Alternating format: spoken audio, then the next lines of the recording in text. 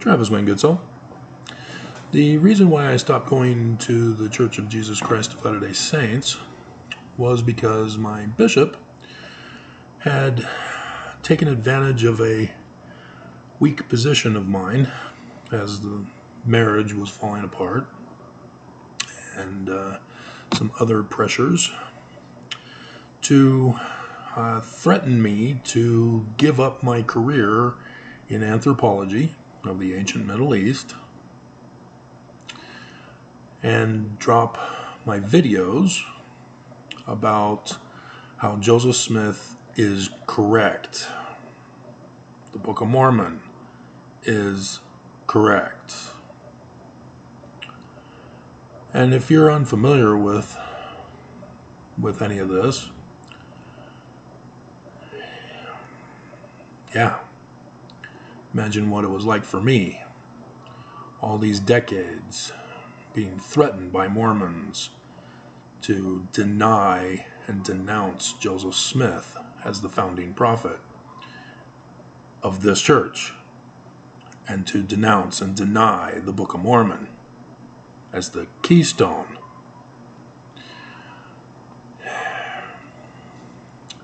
And I've been threatened in other circumstances to likewise quit publishing, quit doing videos, quit doing research that shows that Joseph Smith is legitimate, that the Book of Mormon is legitimate by Mormons. And so, yet again, the most recent example is my own brother, who was threatened by the church to have my videos deleted. And so he went behind my back, went to YouTube, and I informed YouTube of the law. YouTube denied him. He then sent me an email directly. I didn't respond to him because YouTube had already told him he was denied, but I did a correction video and found a bigger discovery in the process of making that video. So I thought the matter was resolved. I had corrected the record, and he had no claim for what he was accusing. And so instead he went to a lawyer and had them threaten me with the same arguments that he has no claim for. And so again, I had to remind the lawyer of the law, remind the lawyer of my brother's public status, and of his lying to her about the manner in which he handled this situation.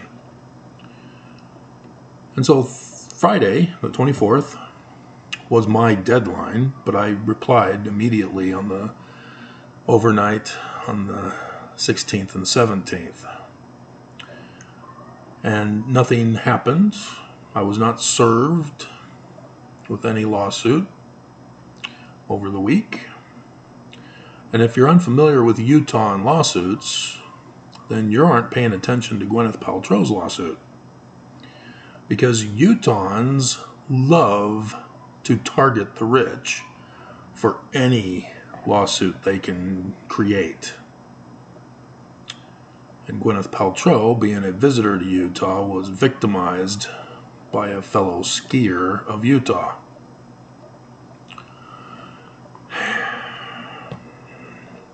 So I hope she kicks his ass.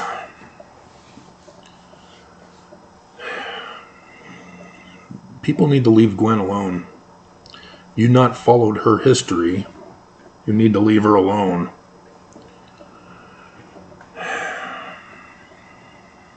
She was the it girl with her Shakespeare in Love, was on top of the world, and then Brad Pitt left her for Angelina Jolie.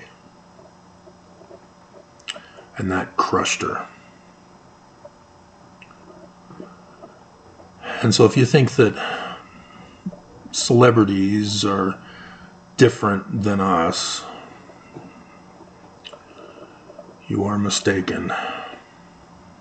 They are subject to exploitation, vulnerability, abuse, and need to be treated with equal justice. But the justice system shouldn't cave to create unequal justice just because they are a celebrity. But that is not the case in this lawsuit. Nonetheless,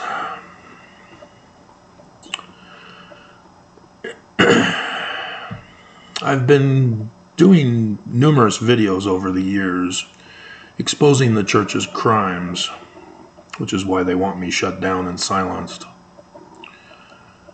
And one of those is their financial crimes. When Joseph Smith was assassinated, Brigham Young started his own version of the church, claiming to be the successor of the church, and immediately began enacting changes. And one of the changes that he made was that of implementing tithing. And he had forged a section in the Doctrine in the Doctrine and Covenants, section 119, on tithing. Claimed it was by Joseph. And so made sure to get it put in the 1844 edition of the Doctrine and Covenants. And so he threw in some legitimate scriptures of Joseph Smith to cover it up. And in so doing, he required Mormons to be fully paid on tithing in order to gain access to the temple and the rituals of the temple, which Joseph Smith had been spending his whole term emphasizing the importance of getting a temple built so that Mormons could be endowed with power from on high. And now Brigham Young was extorting Mormons to pay the debt to Jesus in order to be endowed with power from on high. And then Brigham Young would go on to create the endowment ceremony with the loyalty oaths to Brigham's church over the United States of America, and polygamy, and just abominable. I'll use Joseph's word on that one. And so when he fled the country to this valley, he was met with resistance by the United States of America the very next year in 1848. Mexico seceded the territory to the United States, and it became United States territory, instantly nullifying Brigham Young's brand new established Kingdom of Deseret. And so Brigham Young obviously is pissed. And so in 1849, Brigham Young needed to increase the numbers of Mormons. And so what he did was implement the incorporation of the Perpetual Immigration Fund, similar to the Perpetual Education Fund.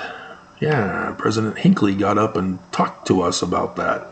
I think it was the priesthood session where he talked to us about it, explaining the history, leaving certain key points out, but nonetheless following the same pattern for the Perpetual Education Fund, in which Mormons would put money into that account on top of tithing, and that money was then used to bring converts that were wrongly told that Joseph Smith's church was the Church of Jesus Christ of Latter-day Saints.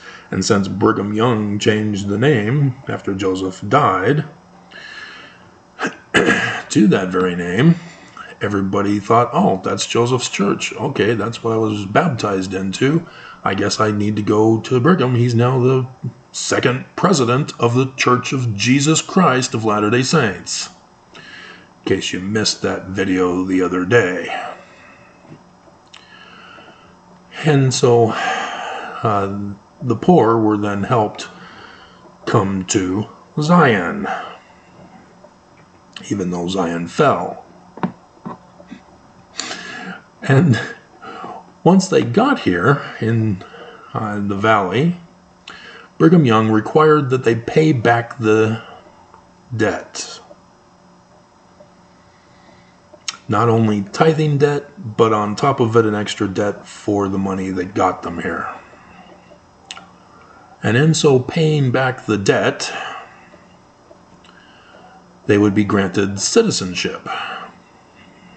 Wow.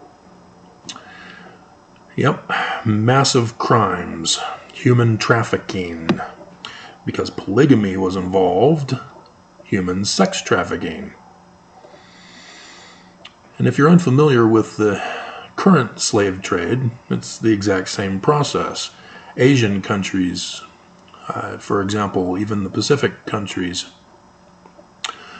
would be promised freedom in America if they would only be able to come up with an initial payment for transportation to America on one of the barges, which are inhumane conditions, and many people die in those containers. But if they manage to survive and make it to America, they're then immediately put into slavery, typically the massage parlor business, in order to pay back the debt. And then they end up spending the rest of their lives indebted to their slave owners. And then you get a Catholic nutcase who thinks that his happy endings are a sin against God and takes it out on the massage parlor. And then the liberal press thinks it's a hate crime against Asians. Dear God. And so Brigham Young was doing this same type of thing. And obviously, if they couldn't pay the debt, wives would have to go work at the Regent Street brothel. If not at Orrin Porter Rockwell's hotel. Can't believe they're calling it a hotel. At the point of the mountain. That was the first one established in the valley here. Brigham Young made sure to reward Orrin Porter Rockwell for his services.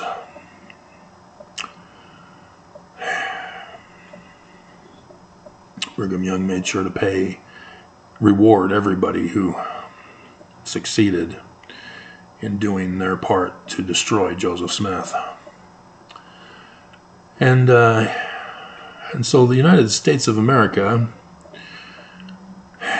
struggled for decades. Decades is appropriate. Because it took them until 1887 when they came out with the Edmunds-Tucker Act. Now, the Church of Jesus Christ of Latter-day Saints, that's stupid to call it the full name, insists that the United States were denying us our religious freedom for polygamy, which is against the law. We're being denied religious freedom to violate the law? Dear God, how lame is that? But no, it was primarily for their tithing yard with the human trafficking, human sex trafficking, and granting citizenship to those who were fully paid. Just the tithing alone is what's called a protection racket. When you are forced to pay it as a debt with a type of insurance protection with no guarantee of a return on your investment, like an insurance company. It's a gambling type situation, but in this particular case, you are forced to gamble. You are not given the option. to select which insurance company you wish to choose, even though it's still illegal, but it's government required in multiple cases. But nonetheless, that's the situation. And so yes, the church is still involving Mormons in their protection racket of tithing and human trafficking. Not just with the shelter, but with refugees that are being sent to Utah. I'm sure you've heard about it in the news. We're getting persons from all over the world that are in distress with their government and country's conditions, seeking liberty, freedom, and peace in America, only to be human trafficked by the Church of Jesus Christ of Latter-day Saints. This is a horrifying abomination that I'm a physical witness and victim of. Victim in the sense that I was human trafficked at the shelter for the 9 months before I miraculously obtained this place. But people lost their jobs because they failed and were not rewarded for succeeding. And so, as I occasionally have to go out to go shopping and do other errands, I have to take public transportation. And I often see Mormons going to work. And on one such route goes right by the church's distribution center. And so I see the Mormons who get let off at that stop to go to work each morning. I don't leave every morning, but especially now. My month transportation pass is over with now. But this is what I've seen. And there's an elderly couple who are clearly refugees. They don't speak English, and they're from one such country that has sent America and Utah refugees from. And both of them are required to work. So much for the Family Proclamation Act. The Family Proclamation of Hinckley, in which the head of the household is required to be the sole provider. Our economy refuses to make this happen, and so only the rich Mormons are able to be obedient to the Family Proclamation. And so already they're being taken advantage of. And they're working for the church. Because the church, open border. Instant. See, when I came down from Canada after graduation with what technically is an anthropology degree, but the guidance counselor didn't even know the courses and just made something up for me to graduate. So it's anthropology in the ancient Middle East. And I obviously needed to find a job. And so the very next day I got here, I'm out looking for work. And I apply at several places, and eventually, because I'm still Mormon, still believing the church is true, and that Joseph Smith is Jesus Christian, not Jewish, and that I didn't realize he had been replaced by Brigham. I also applied at the church's Human Resource Center downtown. And I had known by working up in Canada that if I got the job, I would know instantly. If they tell me, thanks, we'll give you a call, you didn't get the job. And so it was very clear that I knew whether or not I had a job because I would get hired on the spot. And so don't let any business fool you into thinking that they have to interview everybody. No, they want you, they will get you. They will hire you on the spot. Otherwise, you may still get a call, as I did from another business that I had applied for that day, about a week later. They went through the format of looking at other people who might be better than me and couldn't find one, and so they resorted to calling me back, and I said, oh, no thanks, I already got a job. You snooze, you lose. And I was instantly hired with the church because they even tried to discourage me from working for them. The human resource lady who interviewed me said, you're overqualified. Well, I need to start at the bottom and work my way up. That's unheard of. Everybody here in Utah wants to work at the top immediately. They don't want to work their way up. I knew how the system works in the economy. And so, yes, getting a job is the top priority. And then working my way up, secondary. And so, working for the church, I went to the distribution center. And was an order processor on the pick line. And it was right there at the beginning of the Christmas rush. And so overtime was required.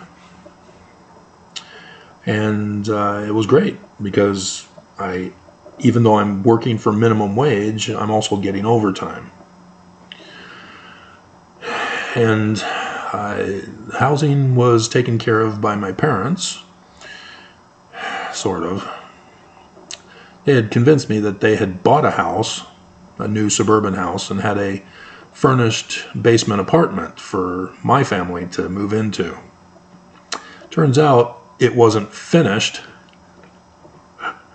and we were living in their living room in their Kearns apartment until it was finished. And the basement wasn't finished. It was an unfinished basement. My parents expected me to build it for them. So fortunately, I was working overtime so that I couldn't work on it as much as they were hoping. They want to do that work, they need to do it. Not get somebody to do it for free for them. But nonetheless, I know that the church hires at a starting pay of minimum wage. That's just what they do. And because the federal government sets the standard, and Utah refuses to go above that federal standard, that's what the minimum wage is here in Utah. And it was less when I started, but not much less. What is it, $7.50 or something like that now? Which has been that way for at least a decade or so.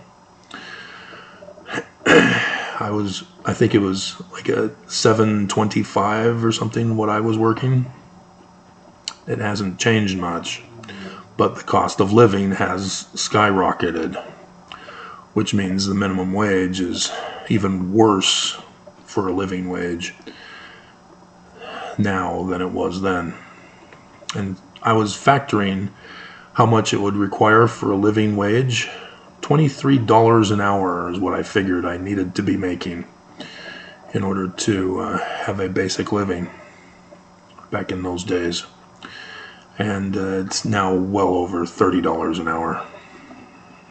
So these part-time fast food restaurants that are advertising $13 to $15 an hour wage, still not enough. And so it requires both parents to work here in Utah. And that is who I see. And they are refugees. And they are also pressured by the church to become Mormon, because you cannot work at the distribution center anymore. When I was working there, at the tail end of my working there, they were requiring us to show temple recommends, and they were phasing out the print center employees. Those were the last holdouts of those who aren't Mormon. And by now they've phased them all out, so that everybody who works there has to be Mormon. And we were also given the option of whether we wanted our tithing automatically deducted from our paycheck, like taxes. Church gets their cut. And this is money laundering, because tithing is a protection racket. And so anything involving tithing is also another crime in the financial area. And so it's money laundering. They pay you from one source of revenue, and then you give back to the church through another source, which is an illegal operation, tithing. That's money laundering. Good money laundered into a bad corporation. And it's different, because typically money laundering is dirty money getting clean. The church, no. They take good money and corrupt it, as well as putting tithing money and putting it into the stock market, which is the typical definition of money laundering. But the SEC exposed that they're still even committing crimes with that above and beyond the money laundering. They aren't reporting the money that they are laundering, because, you don't want to report dirty money. It's kind of a problem. That's why Al Capone got caught for tax evasion. It's because he didn't want to report his illegal money to the IRS. And so, yes, the church is involved in criminal operations. They are a criminal organization, far superior to Al Capone, by the way. And so it's sad to see that these refugees were forced to become Mormon so that they can have a job to work. Both parents are required to work so that they can have a place to stay. They're being human trafficked. Slave trafficking. Should I tell you the color of their skin? This is how evil the church is. See, the church is okay with nepotism, as long as you notify them of it. They're okay with you dating, as long as you notify them of it. But the reason why they're okay with it is because they're involved in criminal operations. They have that compromise over you. So that if one parent is kind of posting things that the church doesn't like online, they can come after you to get you fired, and thus your spouse is now caught in a conundrum. Oh no, my spouse has just been excommunicated by the church. What do I do? The church then forces you to get divorced in order to stay faithful to the church. And so, there's lots of crimes that are involved here. And if only the church made tithing a donation, not a requirement for worthiness, so that we can have fire insurance during the last day, as this year is that bicentennial year of the day that shall burn as an oven that Nephi told to Joseph Smith. Messenger is Malachi in Hebrew. This is that year. And so, it rends my heart because I can't do anything about it other than post this video similar to a news reporter who publishes in their paper exposing crimes. And I told you that I'm watching House of Cards. And Claire, in season 1, who became popular by getting inside information from Kevin Spacey, the congressman, ended up... Should I spoil it for you? It's been out for a while. She tried to betray him and rebel against him and not be cooperative anymore in their little arrangement he had. And she's no longer on the show. And so, yeah, this is what the church has done to me. They're trying to assassinate me because I'm exposing them, because I will not give in to extortion threats. And so Mormon after Mormon are hired, ordered to come and attack me. But this is what the church does, guys. They are a criminal, evil organization. And Mormons who do not like this video, you're complicit. You too are corrupted by the church. And if you are hearing this for the first time and you're shocked, wake up. Fall back on Joseph Smith and the Book of Mormon, the original Book of Mormon. It's okay to have this church be false. It still means that Joseph Smith could be true. So go back with the learning of the Jews instead of Christian interpretation with literal history and Jesus, which is anti-Semitic, by the way. So yes, the church is white supremacist, Christian nationalist. They're racist, sexist, bigoted, anti-Semitic, neglectful of the poor, and all forms of hate. And they all are enforced with crime, compromising Mormons to join the church in the crimes of the church. Not only as a victim, but to influence you to commit crimes. And that's why Utah is the pyramid scam capital of the universe. doTERRA and USANA and others that are stationed here in Utah by Mormons.